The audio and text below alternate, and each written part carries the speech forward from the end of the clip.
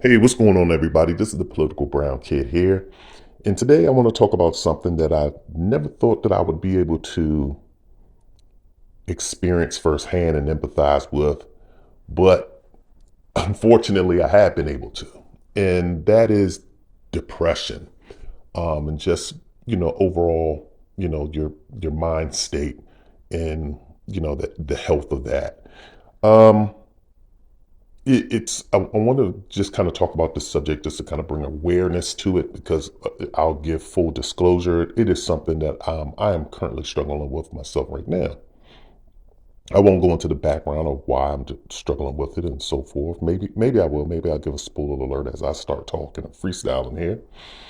But I just want people to be able to understand that when someone's going through something, there is a level of, I think, responsibility. I hate to use that word responsibility and levy that upon you as probably a non-certified clinician, um, psychologist, psychiatrist, whatever you want to call it. That's not probably not your role in life, but if you think about it, that's everyone's role in life. If you really, really think about it, on a daily basis, we deal with interacting with people for the most part. Not unless you're the Unabomber living in the woods by yourself, totally isolated. We deal with interacting with one another on a continuous basis. And whether you want to look at it from this way or not, but your interactions, however small, however frequent, whether it's only for 2 seconds, or whether it's just passing someone by in the street, or whether it's online, or whether it's in person, whether it's on the phone, regardless of the platform that you interact with somebody, and the time that you interact with somebody, and in the setting that you interact with somebody, and even the time of day, those interactions matter. For someone who's struggling with life, you don't know what they're going through. You just don't know what other individuals are going through. And your interaction, whether it be pleasant or whether it be hostile, could make or break that individual. And that's why I say we're all in the business of really being, psychologists, because you're affecting the well-being of the other people. You're not dissecting them or psychoanalyzing anyone for the most part, even though some of us do that, but those interactions can impact how someone goes through their day, how they what their outlook on life is. And that's why it's, kind of important that, I know people use the internet to troll people and have fun. They think they're having fun, but not unless you know the person on the other end and you know what they're going through. You really probably should rethink the things that how you interact with individuals, whether it's online or whether it's just, in a grocery store, or whether it's passing someone by in the street temporarily. Now, as a friend, when someone comes to you with, issues that you see that they're struggling with emotionally, psychologically, what have you, yeah, you're not a psychologist or psychiatrist. However, you can play a role. And the role that you play is very, very important. Before I get into that role, and I'll probably do that at the conclusion, so stick around, just to kind of give you a background of what someone can go through. And I'll just give you my experience. Everybody's experience may be different, but due to events that have occurred in my life, I've just really hit a point where the bed becomes your friend, where you're just in the bed 24 hours a day, almost 24 hours a day. You're just pretty much getting up to, relieve yourself or maybe even make yourself something to eat if you feel hungry. Because at some point in time, when you mentally shut down, you shut down a lot. You almost sometimes even the only thing you really probably don't forget is to breathe, because that's just a natural thing that you do. Everything else you typically shut down on. Like I said, the bed becomes your friend. There becomes instances, or there comes a time, or at least, with myself, I'm just speaking about myself, where you can't even feel. Like you literally feel like you're not you. Almost kind of like if you've ever seen the movie, and I'm from an older generation, Generation X, if you've ever seen the movie um, Invasion of the Body Snatchers, and you hear people say, it looks like my uncle, but that's not my uncle. When these pods were taking over and replicating people, and these people, you could tell the real people from the replicated person, because the replicated people didn't show emotion. They had no feelings. They had no feelings, no emotions. They just went through life like robotically. And that's almost kind of like how you feel. It's like, a lot of times like, I'm me, but I'm not me. I know I'm here because I'm a thinking human being, and I have self-awareness, but I'm not myself. And I know that my children, they know that I've changed. And I know other people around me know that I've changed. But then again, also too, I have no one else really around me but my children. So no one notices those changes but probably them. And then you're dealing with other people that probably don't really know how to process that, because your kids are looking for you for leadership and guidance and being dad and being strong and being a certain particular feature of figure that's going to lead them. And you're not really providing that. And you're trying to provide it, but they know that you're not providing it like you used to. So when you have that disconnection from yourself, you can't even really feel your life force. You can't even feel your soul. Like a lot of times I sit there and think, and I literally sit in silence. And sometimes I'm just like, I can't feel my soul. I don't think I have one anymore. It's left me. You literally feel like that. The feeling and everything has been sucked out of you.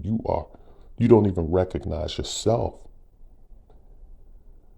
And going back to being in the bed, there are times when, when you go to bed, and before you go to bed, you're actually praying and talking to God that this is the day that God decides to take it away from you, to take all of that away from you by having you, I guess,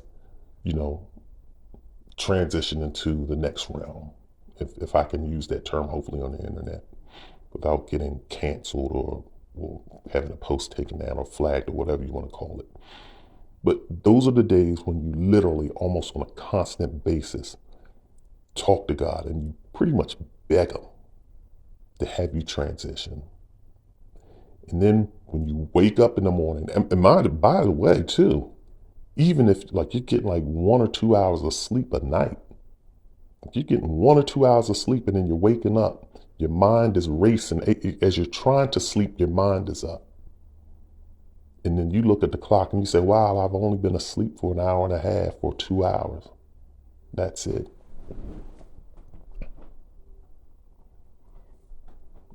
And then for the rest of the night, you just have to lay there and try to figure it out. And you're thinking about the things that got you to this point. So you're stuck in constant misery. And so you have the whole night, because you don't want to cut the TV back on, because then the light is disrupting you and you don't want light. There are like a lot of times where I just want to lay in darkness.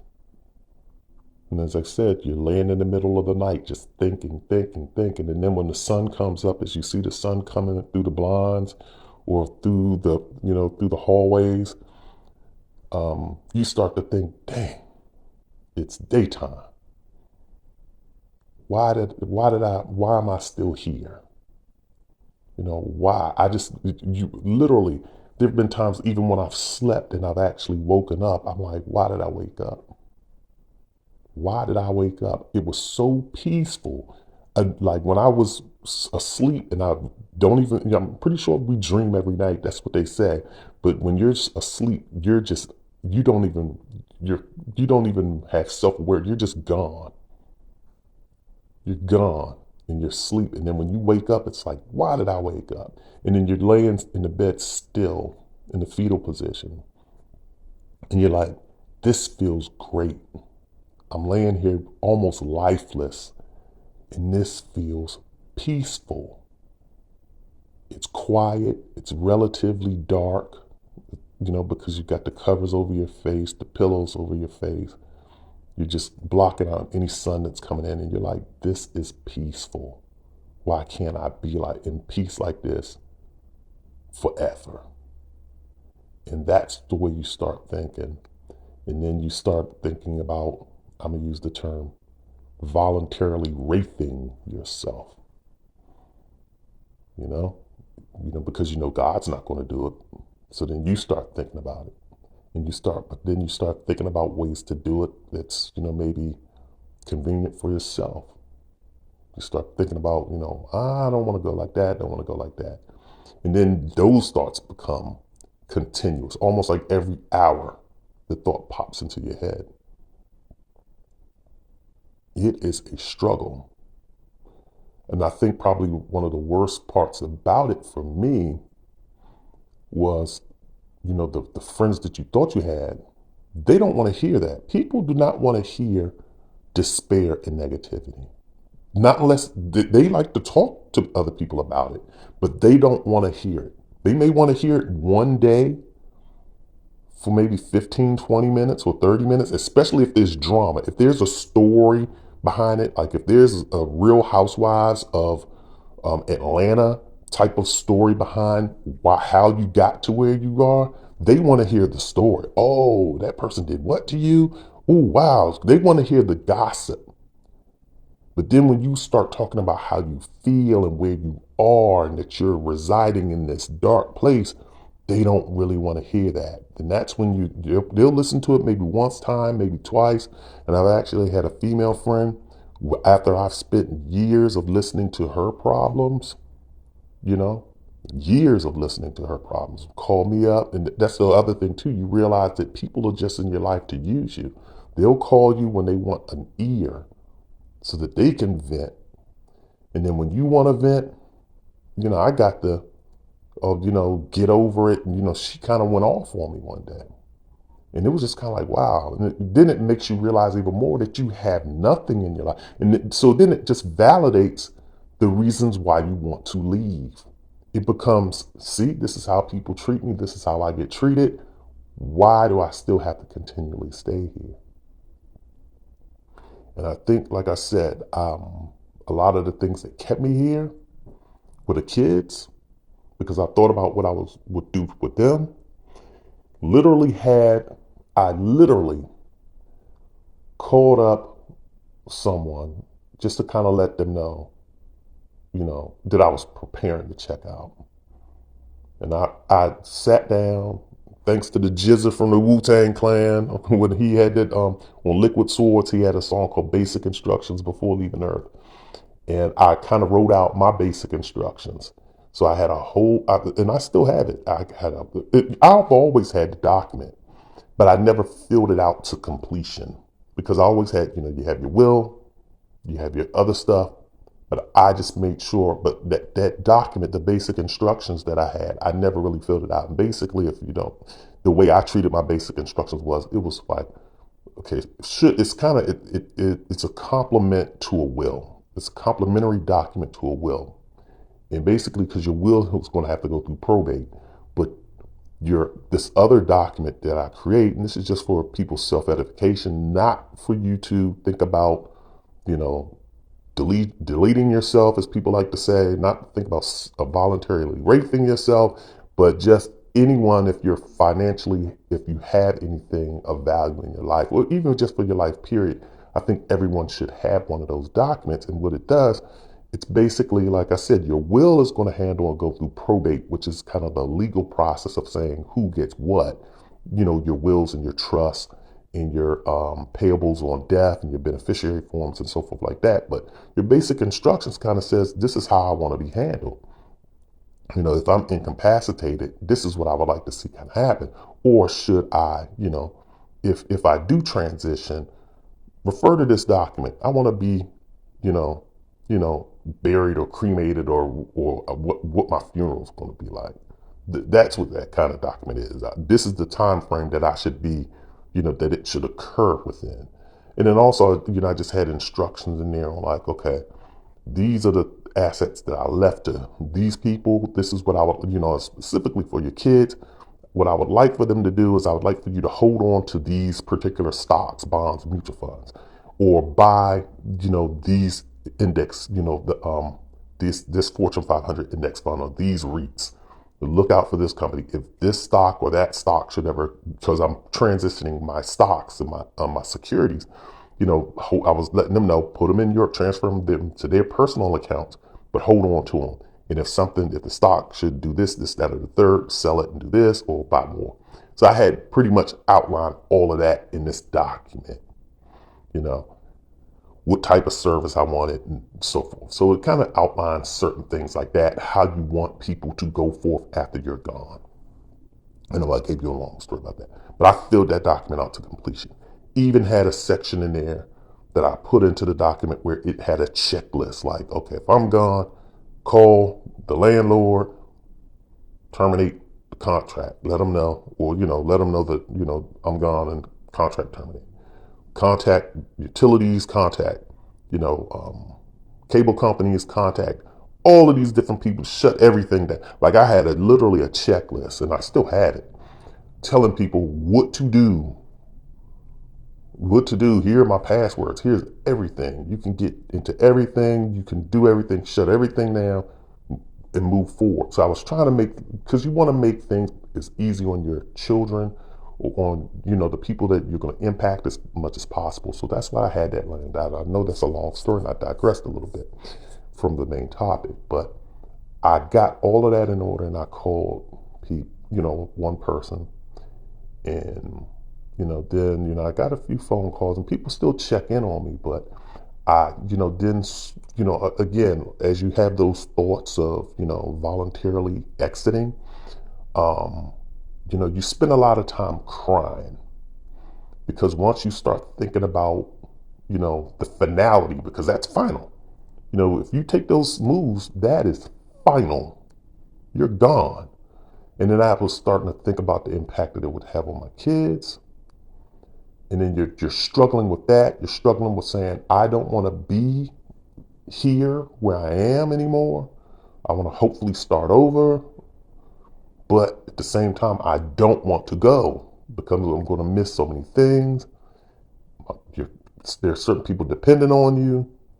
And then also, too, you became out of spite. I know certain people probably want me to leave and I want to stay just to, not give them the satisfaction. It was a lot of things going through my mind. And so then I started counseling. And you see that I have a video on counseling that I didn't think it helped.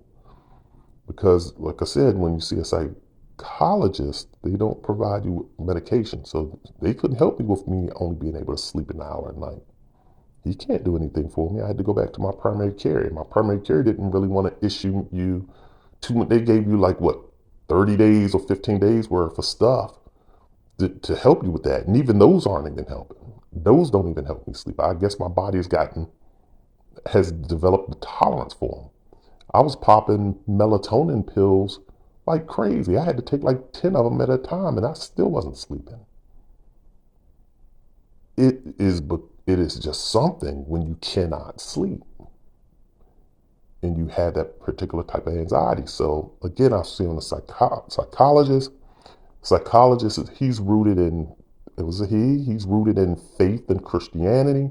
So he keeps bringing Christianity into it.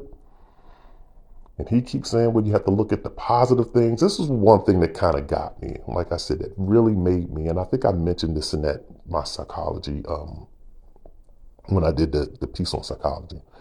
You're sitting up there talking about, voluntarily leaving. And, they're like, you have to look at the brighter side, the better picture. There's always better days to come. When people tell you that, I can't see a better day. I don't see a better day.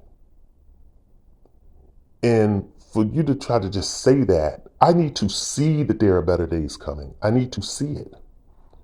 Because when you're trying to live in the world and it's just not working out, because I was trying, I was going out, putting on my Sunday best, putting on, the best things that you have, and you're going out and nothing's happening for you.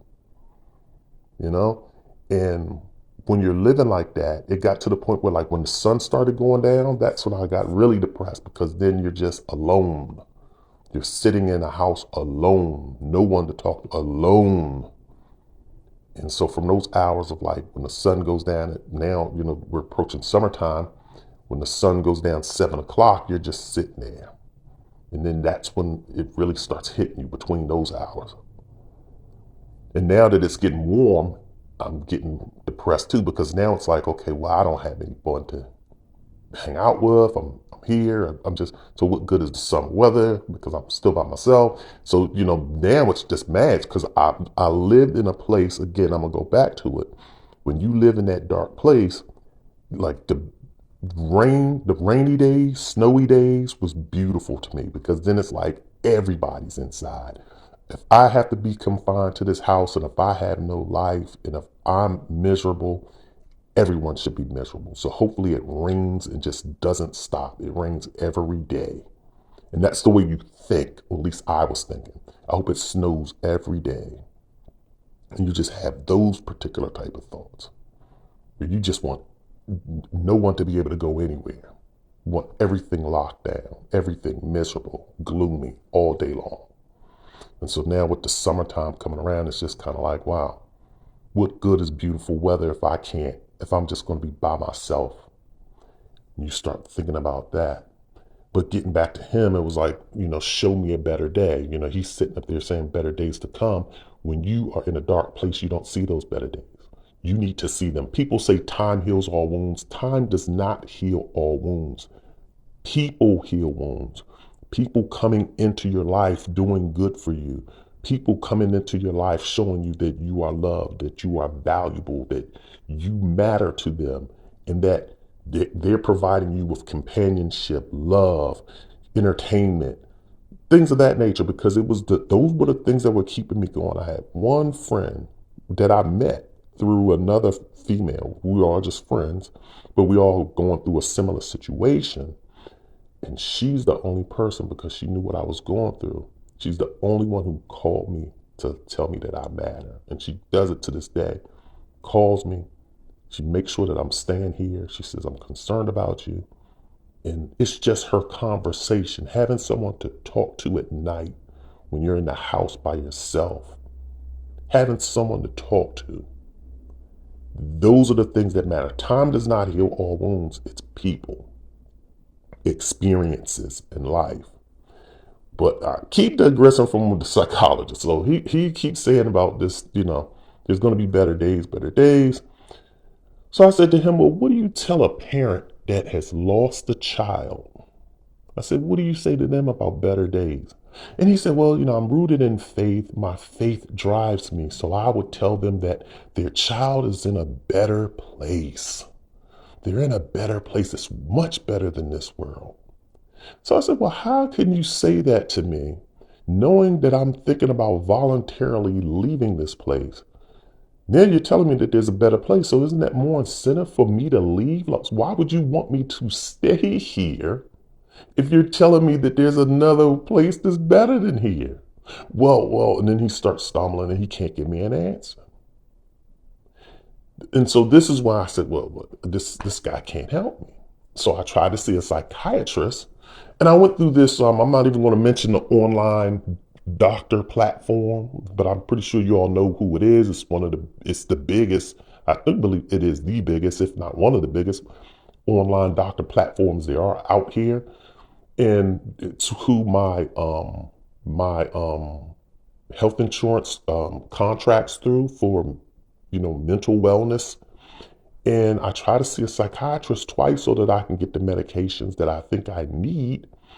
And both times I checked the boxes, hit the schedule buttons, and scheduled, myself to see these particular psychiatrists. And on both occasions, the psychiatrist waited until the last, literally they waited until an hour or two before the session to just say they canceled. So I haven't been able to see anyone for the past couple of weeks. So that's why I say that it's important as a friend. So now that I've kind of explained to y'all what it is and kind of giving you a picture of how it is to, be depressed and go through depression, this is why I want to say how you as individuals matter to other people. Because like I told you before, When you start abandoning your friends because they're in a dark place and all you want to do is have fun, all you want to do is positive vibes only, positive vibes only. I don't want to be around. And then your friends are going through something and you're like, I'm not qualified to talk to you. You that's being dismissive of that individual's problem.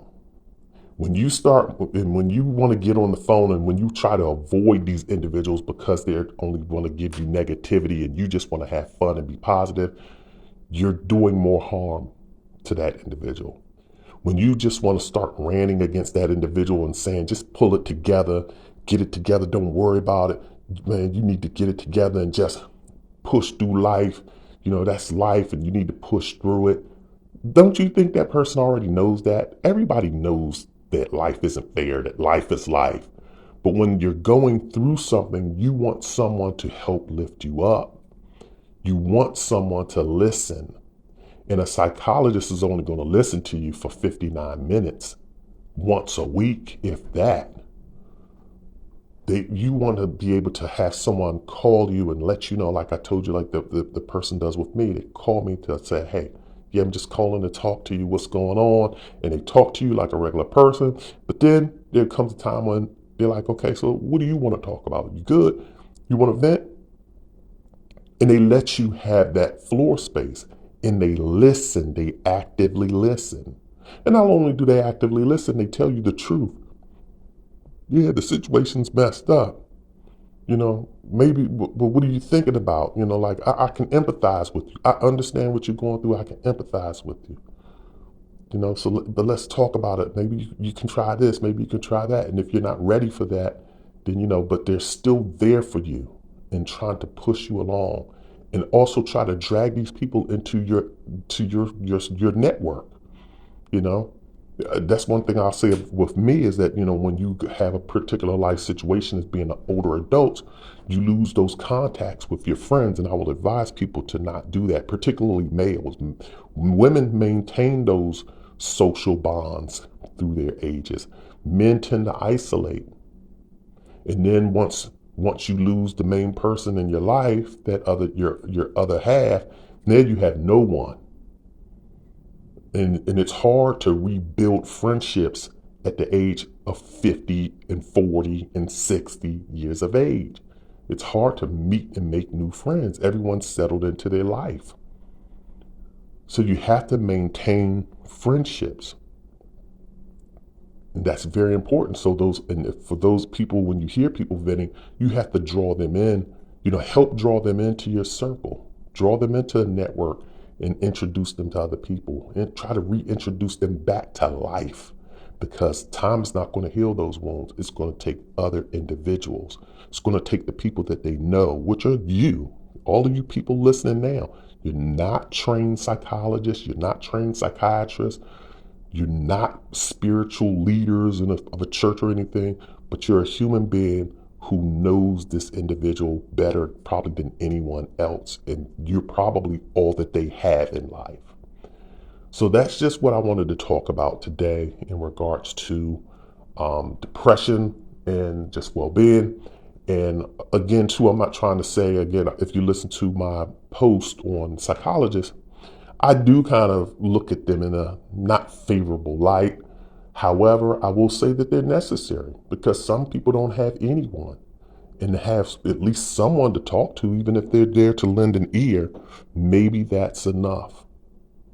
So again, I'm gonna end this on this note as well too, is that if you are a person that's kind of can relate to my experiences, and if you're going through something, definitely seek help, because trust me, I've called that 988 number. I think it's 988.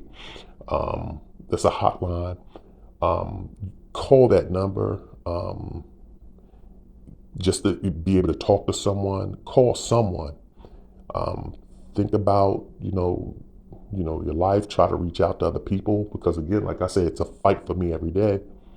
I've started to try. I get out of the house, just to get out, even though sometimes that makes me more depressed, because it's like, man, I got out and nothing happened. I didn't make any connections, didn't do this. I tried to make connections and, they were kind of really rejected for the most part, because other people are going on with their lives. People just have their own world that they're in. And, I really get even disheartened too. Sometimes that makes you even more disheartened, but sometimes just, the exercising that I'm doing helps. And I guess they say it boosts endorphins, but the exercise helps. And sometimes it just it kills time. It helps the time go by and until you have to go back indoors. But again, call the hotline or reach out on resources online or reach out to, your primary care or some type of care that can get you the help that you need.